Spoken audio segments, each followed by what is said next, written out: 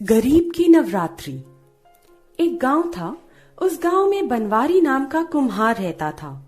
उसकी एक पत्नी और एक 10 वर्ष की बेटी थी। उनके घर की आर्थिक स्थिति खराब थी। कुम्हार रोजाना अपने मिट्टी के बने बर्तन लेकर बाहर बाजार में बेचने जाता, लेकिन उसके बर्तन नहीं बिकते। उसकी स्थिति अब इतनी दयनीय हो गई कि उसके पास खाने के लिए भी कुछ नहीं रहता। एक दिन उसकी पत्नी ने उससे कहा, स्वामी, आप रोजाना बाजार जाते हो बर्तन बेचने, लेकिन बिकते नहीं। क्यों ना कोई और काम कर लो। आज तो घर में खाने को कुछ भी नहीं बचा है। अब बिटिया को क्या खिलाएंगे? हाँ, तुम ठीक कह रही हो। एक ना एक दिन मेरे बर्तन जरूर बिकेंगे। मुझे पूरा विश्वास है। मुझे माता रानी पर पूरा भरोसा है। वह मेरी प्रार्थना जरूर सुनेगी। आप कहें तो गांव में घूम घूम कर किसी के यहाँ जो भी कुछ काम मिले तो कर लूं। इससे हमारा घर चलाना भी आसान हो जाएगा। हाँ, तुम ठीक कह रही हो, लेकिन बिटिया का क्या? वह अकेली रहेगी? हाँ, जब तक हम लौट नहीं आते तो वह मिट्टी के बर्तन को बनाना सीखेगी। उसका समय भी कट जाएगा और कुछ सीख भी लेगी। हाँ, ठीक है। एक दिन कुम्हार बाजार से सामान बेचकर लौट रहा था। तभी अचानक तेज बारिश होने लगी और उसका सारा सामान भीग गया। बारिश में कुम्हार काफी भीग गया, जिस कारण उसकी तबीयत खराब हो गई। वह घर पहुंचते ही गिर पड़ा। हे माता रानी, ये क्या हुआ? नवरात्रि शुरू होने वाले हैं और हम पर मुसीबत का पहाड़ टूट पड़ा है। अब हमारा क्या होगा?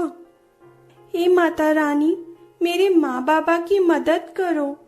हे माँ, मैं आपका व्रत रखूंगी। मेरे बाबा को ठीक कर दो। मैं पूरे 9 दिन आपका व्रत रखूंगी। अरे बेटी, ये तूने क्या कह दिया? तुझे पता है ना कि हमारे घर में खाने के लिए कुछ भी नहीं है। बता बेटी, तू नवरात्रि का व्रत कैसे पूरा करेगी? माँ, आप चिंता ना करो। मैं व्रत रखूंगी और जरूर रखूंगी।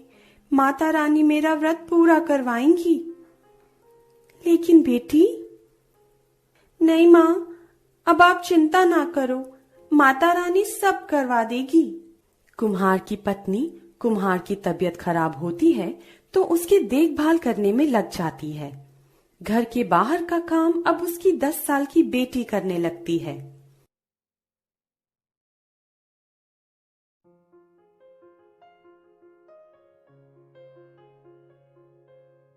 अगले दिन से नवरात्रि शुरू हो गए थे। अब वह सुबह उठकर बिना अन्न जल ग्रहण किए माता रानी की पूजा करने में लग जाती है। माता को भोग लगाने के लिए उसके पास कोई भी सामान नहीं होता। वह मन ही मन कहती है, हे माता रानी, आप मेरे घर की स्थिति ठीक कर दो। मेरे बाबा को भी ठीक कर दो और हमारे बर्तन भी बिकने लगे, ताकि मेरी माँ की चिंता भी ना रहे। सब ठीक ठाक कर दो माता रानी। एक दिन की बात है, कुम्हार की लड़की गांव से काम करके लौट रही थी कि अचानक वह चक्कर खाकर जमीन पर गिर जाती है। उसके पैर में चोट लग जाती है। शाम ज्यादा हो जाती है। उससे चला नहीं जाता। तभी रास्ते पर उसे एक बुढ़िया माई उसकी ओर आती दिखाई देती है। वह बुढ़िया माई कुम्हार की लड़की से कहती है, क्या हुआ बेटी? हाँ माई, मेरे पैर में चोट लग गई है। मैं अपने घर तक नहीं जा पा रही हूँ। कोई बात नहीं बेटी, सब ठीक हो जाएगा। वह बुढ़िया माई उस कुम्हार की लड़की को एक देवी माँ की मूर्ति देती है और कहती है कि बेटी, तू इसकी पूजा कर और रात को पूजा करके इससे जो भी तू मांगेगी वह तेरी मन की इच्छा पूरी कर देगी। यह कहकर वह बुढ़िया माई ने उसका पैर सही कर दिया। कुम्हार की लड़की अपने घर जाती है और बुढ़िया माई के कहे अनुसार मूर्ति की पूजा करके उससे अपने बाबा को सही करने को कहती है। तो उसके बाबा ठीक हो जाते हैं और अपनी पत्नी को कहते हैं कि वह एकदम ठीक हो गए। अगले दिन वह बर्तन लेकर बाजार जाने वाला होता है।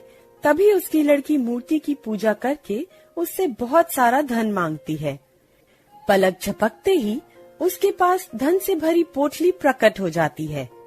उसे लेकर वह अपने माँ बाबा को इस बारे में बताती है।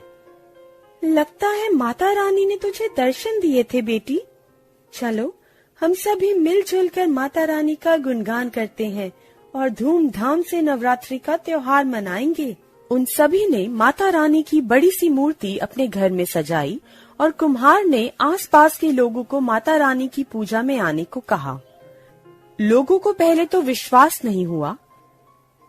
फिर वे सभी उसके घर गए तो वहां देखा कि कुम्हार का घर धन धान्य और वस्त्र आदि से भरा था। माता रानी की कृपा उन पर हो चुकी थी। जब गांव के लोगों ने इस बारे में उनसे पूछा तो उन्होंने माता रानी के चमत्कार के बारे में बताया। फिर सभी लोगों ने मिलकर माता रानी का जगराता कराया। तब से लेकर कुम्हार का पूरा परिवार खुशहाल रहने लगा और उनकी सारी समस्याओं का अंत हो गया। Please subscribe this channel.